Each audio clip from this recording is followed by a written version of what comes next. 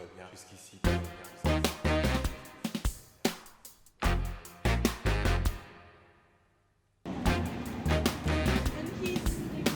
Mais peut-être demain ou après-demain, je sais pas quoi, quand on se fera des pauses. On est arnaqué tout le temps.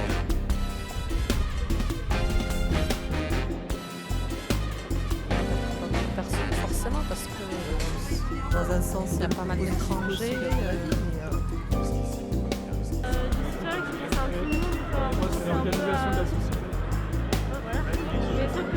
Qu'est-ce que c'est que la politique pour vous, monsieur? En fait pour moi c'est un peu c'est un truc qui nous concerne tous. Genre c'est pas. Putain ouais attends, je suis désolé. En fait je sais pas vraiment quoi dire. C'est ça aussi. Non parce qu'en fait genre moi actuellement genre je suis un peu contre le système représentatif. Genre je pense qu'on devrait plus être plus. Enfin qu'on est trop dépolitisé en fait actuellement, genre surtout les jeunes et du coup je suis un peu seul en fait souvent avec mes idées du coup genre voilà, genre moi du coup actuellement la politique c'est un peu pourri, genre actuellement. Qu'est-ce que la politique? Ouais. Je sais pas, pour moi c'est gérer toutes les institutions du pays. Vous pouvez répondre. Oh mon Dieu. Pas ce que vous pensez, Oh mon pas une Dieu. dissertation, Oh tout non. ça. Juste, Oh. c'est quoi selon vous? J'ai pas envie de... C'est quelque chose dont j'ai pas envie de parler. C'est vrai. Qu'est-ce que vous voulez? On veut Déjà savoir. qu'ils arrêtent de faire de la com, les politiciens qui font de la politique, parce qu'on n'est que dans la société de communication. Hein. L'information, ça n'existe plus. Je sais pas. Franchement, je peux pas parce que je fais rien du tout dans les politiques. Ça m'intéresse jamais. Pourquoi? Parce que franchement, on est arnaqué tout le temps, ça ment tout le temps. Ça sert à rien de les suivre. Piqué, oui, je vote. Après, y croire, pas trop, non. Je pense qu'on est nombreux à y croire de moins en moins. Pourquoi ça t'intéresse pas? Je sais pas, je pense que je suis jeune et ça me touche pas encore. Les affaires de l'État, enfin la façon dont la France, par exemple, puisque c'est notre pays est gouverné. Quoi. C'est tout. C'est les médias qui font tout, je pense. Ça crée des problèmes. Voilà, tout court. On a eu la droite, on a eu la gauche, tous y promettent des choses et au final... Et vous pensez pas que vous êtes capable de gérer la société? Oui, je pense que c'est la solution d'avenir, effectivement. Ouais, je pense qu'il y a beaucoup de choses. Il faut vraiment repartir à zéro. Il faut repartir d'une feuille blanche. Avec des nouvelles idées. Ça serait pas mal.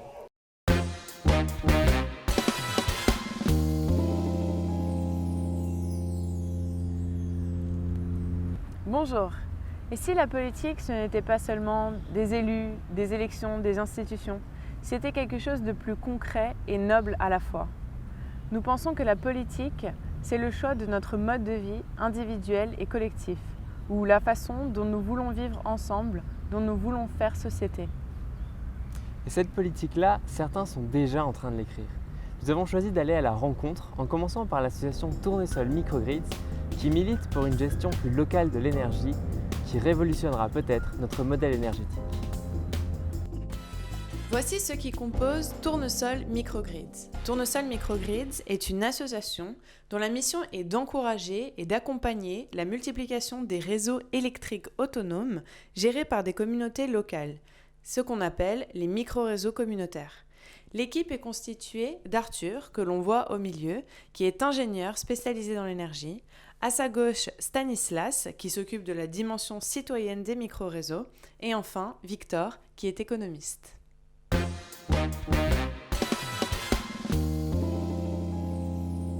Très simplement, un réseau qui peut se déconnecter du réseau principal. Pas forcément de manière permanente, mais à quelques moments, peut-être de la journée, où ça peut être intéressant pour lui, ça peut être intéressant pour le réseau global qui veut délester cette partie-là. Voilà. Le micro-réseau répond à la problématique de l'intégration en masse des énergies renouvelables, c'est-à-dire l'intégration très forte des énergies renouvelables dans le réseau électrique. On a plusieurs stratégies, mais il y a une des stratégies qui consiste à gérer localement la variabilité des nouvelles sources d'énergie qui arrivent sur le réseau. Le micro-réseau, en fait, ça permet d'intégrer des énergies renouvelables en masse et plutôt d'abandonner les énergies fossiles. Oui, ça permet c'est une des solutions pour intégrer des énergies renouvelables en masse, mais pas que.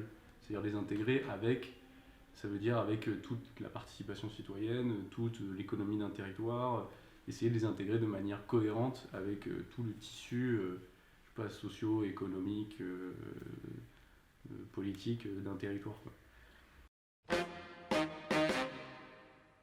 Et la particularité d'un réseau communautaire, c'est notamment que les moyens de production et à la rigueur le réseau soient du coup détenus en partie ou totalement par justement soit la collectivité territoriale, donc la commune ou le PCI, l'établissement public de coopération intercommunale, ou la métropole, enfin suivant l'échelle de territoire sur laquelle on se trouve, et aussi peut-être des citoyens avec des coopératives citoyennes. C'est-à-dire que vraiment, dans le micro-réseau communautaire, on n'a plus seulement les industriels qui gèrent la production d'électricité et qui gèrent la distribution. On est sur, comme on le disait tout à l'heure, un projet de territoire où multi-acteurs, où la communauté s'empare des questions énergétiques, notamment grâce à la production et à la distribution.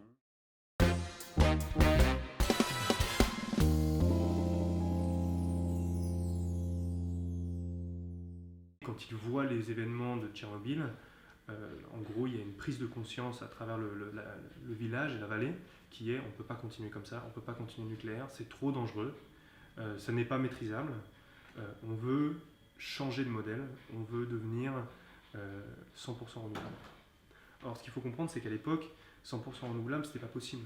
Les énergies renouvelables, ça venait de commencer, personne ne connaissait ce genre de choses. Donc le gouvernement leur a dit non, c'est pas possible, on ne peut pas vous déconnecter. Ils ont donc créé une coopérative citoyenne, ils ont créé un mouvement citoyen qui a cherché à gagner le contrat de gestion du réseau sur leur localité. En Allemagne comme en France, c'est le plus bas niveau de gouvernement qui tient le réseau en fait, c'est des concessions. Donc c'est la commune ou la communauté de communes qui a la concession du réseau. Donc tous les 10 ans ou tous les 20 ans, la communauté de communes donne un contrat à une entreprise pour gérer le réseau et pour gérer la production des contrats qui sont liés aux citoyens. Donc cette coopérative qui s'est créée, qui rassemblait une écrasante majorité du village, il me semble que c'était aux alentours de 80 ou 85% des habitants qui participaient, souhaitaient gagner ce contrat pour pouvoir non seulement créer un micro-réseau, c'est-à-dire un réseau qui soit séparé du réseau allemand, mais surtout un réseau qui soit complètement centré autour de l'énergie renouvelable, avec des panneaux solaires, avec de l'énergie éolienne et un petit peu d'hydraulique par-ci par-là, puisque c'est ce qui marchait à l'époque. Jamais fait avant, enfin, je veux dire, tout le monde avait très peur de laisser le pouvoir à des citoyens sur une question aussi service public que l'électricité, si vous voulez.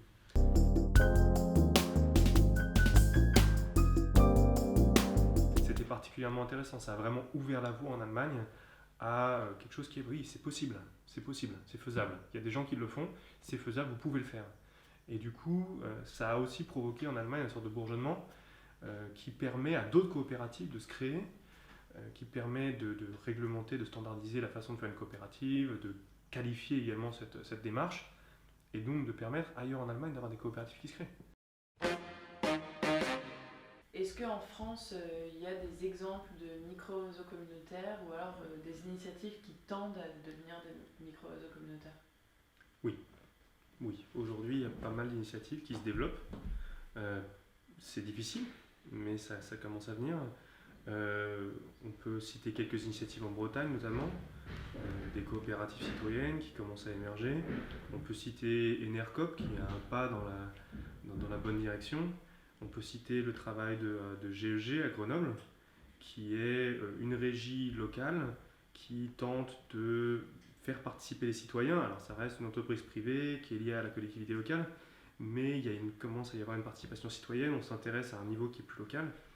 On peut citer le projet du Grand Lyon, on peut citer le projet de Dunkerque, qui dès aujourd'hui commence à faire participer le citoyen dans une réflexion plus locale de leur économie énergétique, on va dire, de leur écosystème énergétique. Maintenant, ce qui est vrai, c'est que il n'y a pas aujourd'hui en France de réseau îloté qui ou dans lequel le citoyen soit partie prenante. J'ajouterais juste le travail d'énergie partagée aussi, donc c'est un fonds d'investissement pour des projets citoyens d'énergie renouvelable.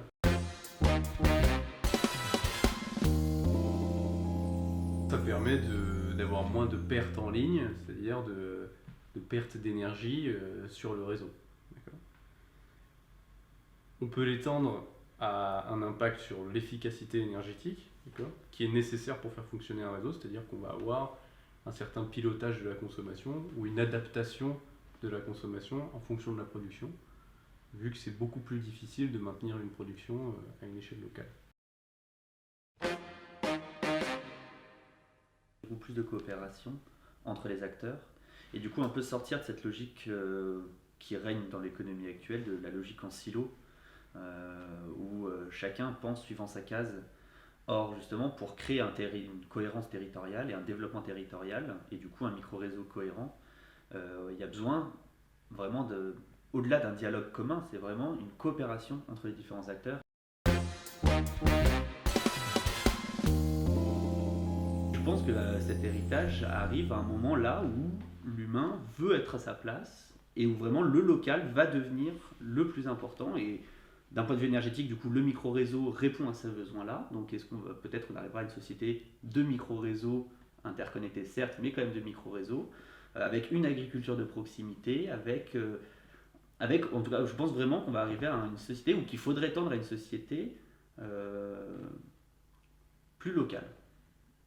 Pour moi, l'énergie est fondateur de nos sociétés, quoi. Enfin, on le voit avec le pétrole, on commence à prendre un tout petit peu de recul, on voit quelques livres et quelques personnes qui commencent à parler de la génération pétrole. Et oui, c'est vrai en fait. Et c'est fondateur de nos sociétés. Et là, on voit un moyen de changer le paradigme énergétique et du coup de changer complètement la société qui est associée, quoi. Et ça, c'est assez dingue, quoi. Après, c'est tellement le fouillis que je peux pas dire à quoi ressemblera le monde de demain. Mais c'est sûr que ça ressemblera pas à ce qu'on avait depuis 30 ans, quoi, 40 ans en plus. Depuis qu'on consomme du pétrole en masse, quoi. C'est au lieu de se dire non, on va faire le changement par le haut, non, on fait un changement par le bas. Le changement, il commence par les citoyens. Ouais, c'est même plus, parce que j'y réfléchissais quand tu discutais. Mm-hmm. Je sais même pas si on peut parler, je sais même pas si on peut parler de transition, dans la mesure où pour moi une transition, on sait vers quoi on va. Dans le principe d'une transition, c'est on passe d'un état à un autre. Or pour moi, on ne sait pas l'autre état. Et c'est un peu justement pourquoi cette question est difficile, c'est qu'on n'a pas de réponse. Et pour moi, c'est plus une mutation sociétale et une mutation énergétique qu'une transition. C'est un peu bête comme ça, mais pour moi, c'est vraiment une question que je me pose depuis quelques temps. On nous parle de la transition écologique, la transition énergétique. Alors oui, entre guillemets, on sait vers où on va avec les énergies renouvelables, on veut des énergies renouvelables, on veut ça. Mais la question du modèle de société, qui est du coup votre question, bien sûr il y a des gens qui se la posent, et bien sûr, mais encore une fois, souvent ils se la posent un peu en silo. C'est-à-dire qu'effectivement, l'urbanisme va se dire le monde de demain, il va être densifié, on va arrêter l'étalement urbain. Voilà, l'ingénieur il va dire ça va être des éoliennes, on va arrêter ci, on va arrêter ça. L'économiste il va dire des choses. Il n'y a pas vraiment de projet de société, à mon sens, qui est en tout cas instauré ou clairement identifié par les acteurs de la vie politique et publique. Chacun peut avoir sa vision. Et du coup, c'est pour ça que vraiment, je pense qu'on est plus dans une mutation sociétale, dans la mesure où une mutation, déjà, c'est aléatoire à la base. En biologie, une mutation, c'est aléatoire et on ne sait pas ce que ça va donner. Après la solution des micro-réseaux dans le secteur de l'énergie, on s'est intéressé à celui de l'alimentation. Avec la crise agricole actuelle, on se dit qu'un autre modèle doit être possible. Du coup, on est allé voir 3 permaculteurs, Martin, Johan et William. Ils se sont installés à Chauvet, en Loire-Atlantique, et leur ferme s'appelle Les Deux Mains dans la Terre.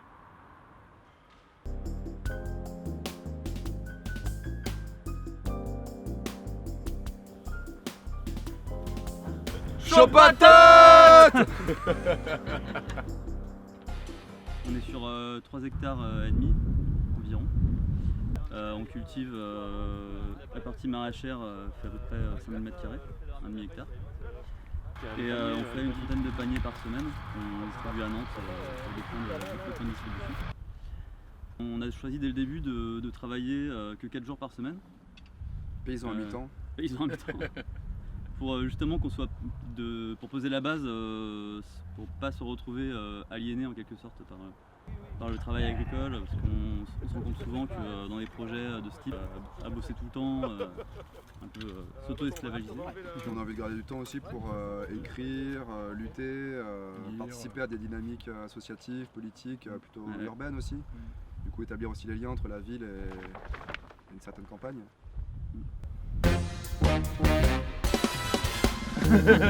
C'est s'inspirer du fonctionnement des écosystèmes naturels pour les appliquer au système humain, qu'ils soient agricoles ou non d'ailleurs. Donc c'est des valeurs, c'est un système de valeurs avant tout, donc d'entraide, de coopération, de solidarité, d'interdépendance. Partager sur plus aussi. Après, ce qui a été développé plus pragmatiquement justement, c'est une méthode de conception aussi pour concevoir en fait des systèmes humains ou des systèmes à activité humaine, qu'ils soient agricoles ou non, encore une fois. C'est pour ça que c'est la permanence, l'agriculture permanente, c'est en permanence, c'est circulaire, alors que par exemple le développement durable, ça reste sur une idéologie de croissance, même si elle est verte. Jamais.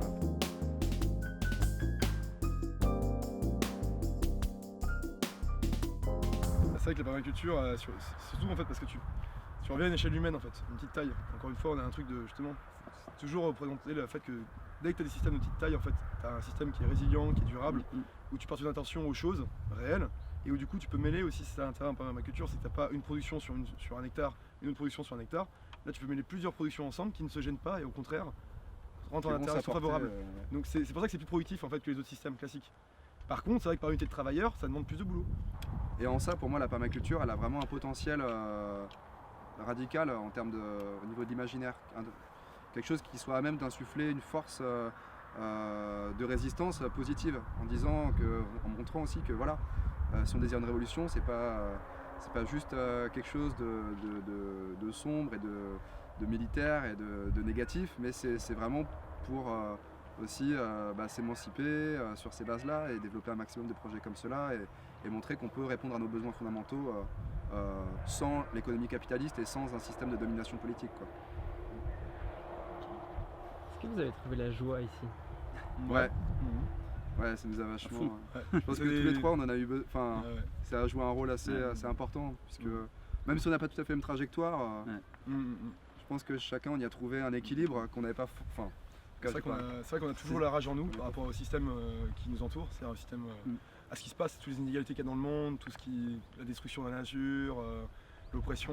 On a une rage qui est toujours en nous et on n'a pas envie encore plus forte, mais qui est pas envie de moins dans la réaction. Mais par contre, cette rage-là, elle trouve son catalyseur, on va dire, dans ce projet-là. C'est-à-dire que là, on développe quelque chose qui va au-delà, quoi, de juste de la rage, quoi. C'est-à-dire que là, on est vraiment dans l'échange, dans le partage, dans la convivialité, dans quelque chose de plus. C'est indissociable, c'est indissociable finalement. Ouais. On peut avoir de la rage pendant un moment, mais elle va finir par s'estomper ou par. Aigreur ou ressentiment. Ouais. Par devenir quelque chose de malsain s'il n'y a pas quelque chose de concret qui se construit derrière. Pour moi, c'est une résistance qui est bien plus riche et donc subversive, en fait, quand il y a justement un ressourcement fort, une joie, en fait, comme tu dis. C'est ça, c'est la joie armée. Vous appelez les deux mains dans la terre. Ça, c'est une amie qui l'a trouvé pour nous. Ouais. Ça résumait bien le projet. Le petit jeu de mots, quoi, ça résumait bien le projet, quoi. C'est qu'on est dans la terre, c'est ce qui nous fait notre ressource. C'est notre base, quoi. C'est notre centre de gravité. Pour justement imaginer, créer et imaginer le monde de demain, quoi. C'est quelque chose de différent. Le monde de demain ne sera rien sans la terre. Voilà. Mais quand on dit retour à la terre, ça ne veut pas forcément vouloir dire tous paysans. C'est tous reprendre racine, quoi. C'est comme si aujourd'hui on était des plantes hors sol, qu'on avait besoin de se reconnecter au sol justement, à ce que nos racines se redéveloppent de nouveau et donc revenir à justement une société agraire, quelque chose de beaucoup plus horizontal, avec des petits systèmes humains où encore une fois on peut le voir, la permaculture nous apprend que dans la nature ce sont les petits systèmes qui sont les plus efficients, les plus durables. Et moi je suis intimement convaincu que pour les sociétés humaines c'est la même chose. Si on veut commencer à parler de démocratie directe ou de choses comme ça, ça ne peut pas fonctionner si on est des millions dans un même système. Donc l'idée c'est aussi les deux mains dans la terre, revenir à des fondamentaux, reprendre racine et se reconnecter à à des cycles, à des choses qui sont censées nous régir, quoi, plus qu'une économie artificielle. De toute façon, ça va dans le mur. De toute façon, ça va dans le mur. C'est à nous de choisir en fait si on va dans le mur avec les autres ou si on veut essayer de freiner ce mouvement-là, quoi. Et même carrément de l'inverser totalement, quoi. C'est notre but, c'est notre utopie. Mais de toute manière, si on fait rien, plus on reculera les choses pour changer radicalement les choses, plus ça sera difficile, quoi. Plus en fait, ça sera la catastrophe. De toute façon, aujourd'hui, en fait, dans les années 70, on pouvait parler de développement durable, on pouvait parler de transition, et parce qu'il y avait encore le temps de faire ça. Mais aujourd'hui, c'est plus possible en fait. On est obligé, de manière obligée, de faire quelque chose, ou alors c'est le chaos.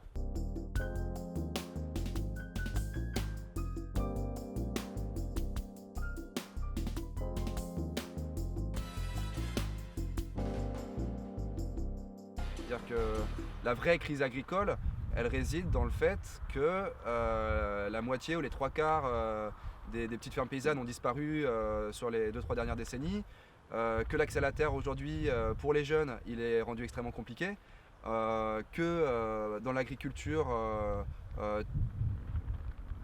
majoritaire il y a 9 calories d'énergie fossile qui rentrent pour 1 calorie alimentaire produite. Pour moi, la crise agricole, de base, elle est là en fait. Les agriculteurs aujourd'hui, ceux qui sont à manifester, etc., et puis ils ne sont pas tous à manifester, mais ils sont à la fois victimes et acteurs du système.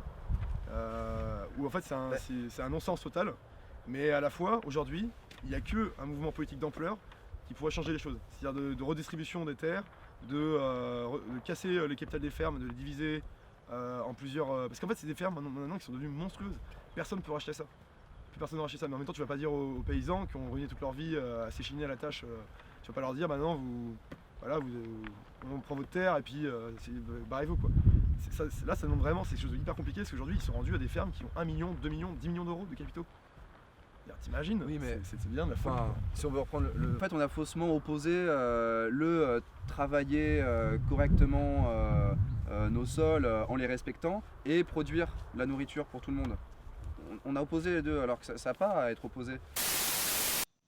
Quant à l'expression bizarre d'agroécologie, c'est le faux-nez d'une véritable obsession pour la destruction de notre puissance agricole qui serait remplacée par la possibilité donnée aux bobos d'aller faire leurs courses à la ferme dans le cadre des circuits courts.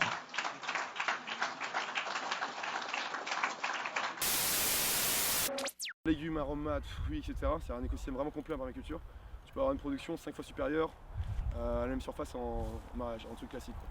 Mais par contre, il faut savoir aussi que ça demande pareil 5 à 6 fois plus de main d'œuvre aussi. Donc il faut faire attention avec ça aussi. C'est important de voir l'ampleur du travail que ça demande aussi. C'est en manuel quand même. Donc, et puis si tu as plein de productions diversifiées, si tu n'as que maraîchage, mais tu n'as pas que maraîchage, tu as les arbres aussi. Il faut les tailler, il faut les entretenir, il faut récolter les fruits.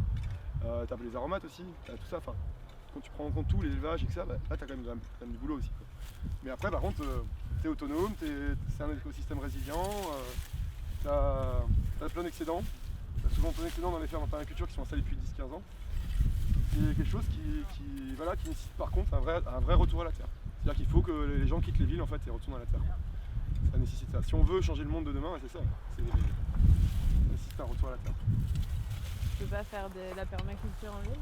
Non, il y a quelques études qui sont parues déjà sur ça. La permaculture en ville, ce sera un patch sur un problème plus large. C'est-à-dire en clair, il y a une étude qui a été faite sur la ville de Rennes par exemple, en collaboration avec l'INRA. Je ne sais plus l'association qui avait fait ça, mais c'est en tout cas l'INRA de Rennes qui travaille là-dessus. Et ils ont pris en compte que 3 produits de base, je crois que c'est céréales, légumes et un autre produit. Et ils ont vu qu'avec la ville, le nombre d'habitants qui est actuellement à Rennes, il faudrait que 200 km autour de Rennes, toute la nourriture produite soit exclusivement réservée à Rennes, que pour 3 produits alimentaires. Donc c'est-à-dire que tous les gens qui sont autour de Rennes, ils auraient la nourriture, il faut qu'ils la trouvent ailleurs. Donc tu vois, c'est une absurdité en fait, de penser que la ville puisse être autonome. C'est pour ça qu'il faut revenir à des petites échelles en fait. Ce qui ne veut pas dire ne pas avoir de relation avec les autres petites unités économiques qui y a à côté. Mais si tu veux recréer une économie qui soit viable, durable, locale, voilà, il faut passer par des petites tailles, quoi, des petites échelles humaines, ouais. C'est important. Voilà. Ce qui ne veut pas dire que tout le monde va être paysan à plein temps et travailler comme les paysans.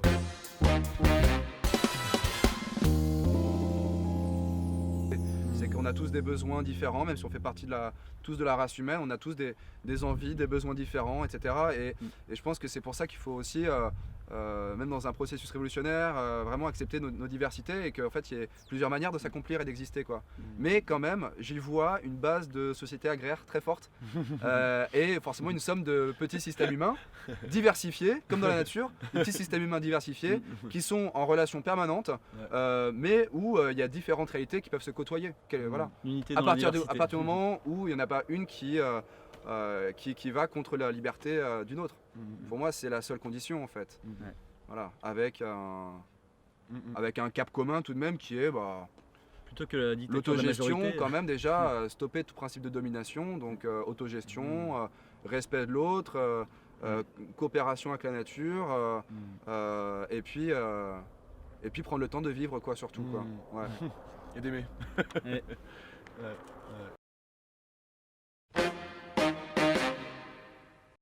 À la fois d'une main créer, être dans la construction d'alternatives, de petites fermes, de projets comme ça qui nous nourrissent, qui développent un imaginaire social, quelque chose qui nous guide en avant. Et de l'autre main, c'est la résistance et c'est la lutte. Et en fait, l'un ne peut pas aller sans l'autre, quoi. C'est-à-dire que la création pour la création, l'alternative pour l'alternative, en fait, au bout d'un moment tourne en rond sur elle-même et se regarde. La lutte et la résistance, ou la lutte toute seule, en fait, c'est un épuisement. Enfin, moi j'ai pu l'éprouver, on perd beaucoup, on se vide beaucoup de ses forces et ça peut nous entraîner sur des pentes très glissantes où on s'oublie, on est à l'extérieur de nous-mêmes, on est dans quelque chose de très guerrier. Et voilà, donc c'est pour ça que les deux, d'après moi, sont vraiment interdépendants et nécessaires.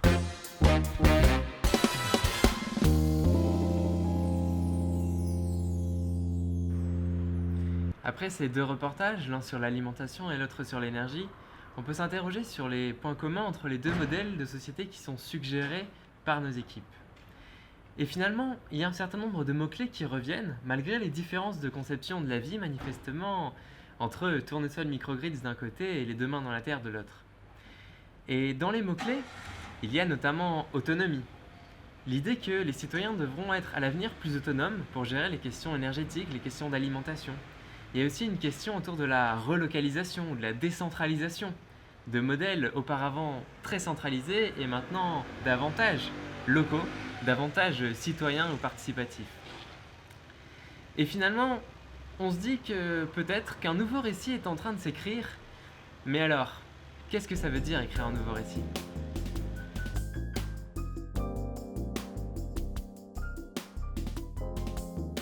Alors pourquoi un nouveau récit est-il obligatoire ou nécessaire aujourd'hui ? Je crois que nous sommes tous conscients que nous allons dans le mur. Alors à l'échelle sociétale, évidemment, mais de plus en plus également à l'échelle individuelle. Donc on ne peut pas rester inactif. Donc aller dans le mur, c'est se dire que les ressources sont épuisables, on arrive à un terme. Que l'énergie commence à manquer ou alors elle devient de plus en plus chère ou difficilement accessible ou elle génère des crises fortes, géopolitiques notamment. On voit la question alimentaire dont on présumait qu'elle était réglée. Tout le monde a accès à une alimentation de qualité à un coût raisonnable. Eh bien non, l'alimentation n'est pas de bonne qualité, elle génère des problèmes de santé publique. Et son coût devient déraisonnable, ou le coût pour le consommateur, ou le coût pour la société. Donc tout le monde sait et est conscient que nous sommes face à une situation et des situations sans issue. J'ai l'impression que ce dont on est orphelin vachement aujourd'hui, c'est d'un imaginaire. Pour moi, c'est le carburant de n'importe quel changement radical, révolutionnaire ou autre. Mais c'est vraiment un imaginaire, quelque chose une flamme, quelque chose qui nous donne envie de nous battre en fait. Et qui nous donne envie de résister et de créer, etc. Et cet imaginaire-là, pour moi, il est complètement, ou l'imaginaire social, il est complètement à reconstruire aujourd'hui. Et c'est de ça qu'on manque le plus pour moi. Après vient la pensée, après viennent les modes d'action et les solutions. Mais d'abord, ce qui nous lie, c'est cet imaginaire, c'est vraiment de quoi, c'est pas qu'est-ce qu'on veut, c'est de quoi on rêve. De mon histoire, de ma génération, j'avais 17-18 ans dans les années 74, premier choc pétrolier, 75. Et tout ce qui se profilait des change alerteurs était dévalorisé complètement. Les Dumont étaient des doux rêveurs, les gens qui prônaient le solaire, l'éolien, c'était n'importe quoi. Et on arrive maintenant à seulement commencer à le réaliser avec des crises énormes dont on a les prémices, seulement maintenant.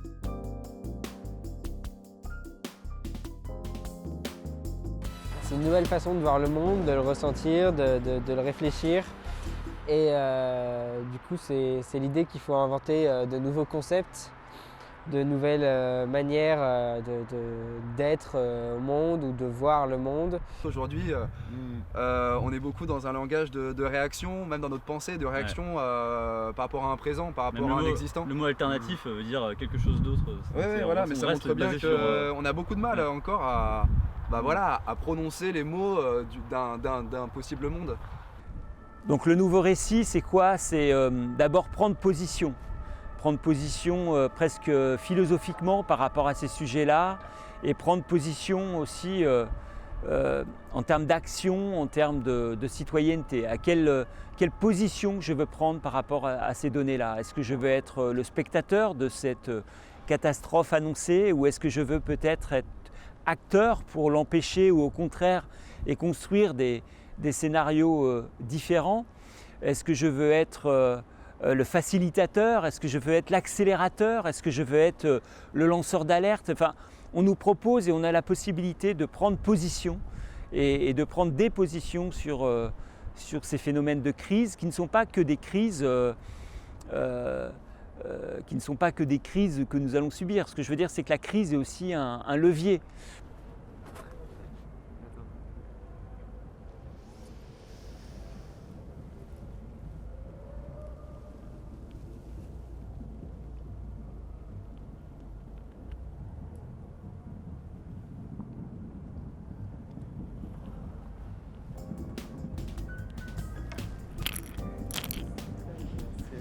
Et il y avait l'inspiration et l'expiration. Parce que l'inspiration, on peut l'entendre de deux façons, ouais, l'inspiration. Ouais, vous êtes inspirant en fait. On se doit, pour se libérer de cette pensée unique, de se réapproprier des termes, des notions, des visions du monde qui ont été accaparées par des systèmes de pensée, par des idéologies qui sont aujourd'hui néfastes à notre mode de vie, tel qu'il devrait être à notre mieux vivre, à notre bien-être et à la planète en général aussi, à l'environnement. Et du coup, on doit rompre avec ces systèmes et pour rompre avec eux, il faut en développer un nouveau, vu qu'on ne peut pas rompre avec un système sans en proposer un autre. La question du nouveau récit, c'est reprendre la main dans l'écriture, dans le récit collectif. Et pour ça, c'est d'abord libérer la parole et puis canaliser toutes ces bonnes énergies et puis les structurer, les charpenter comme pourrait faire un metteur en scène.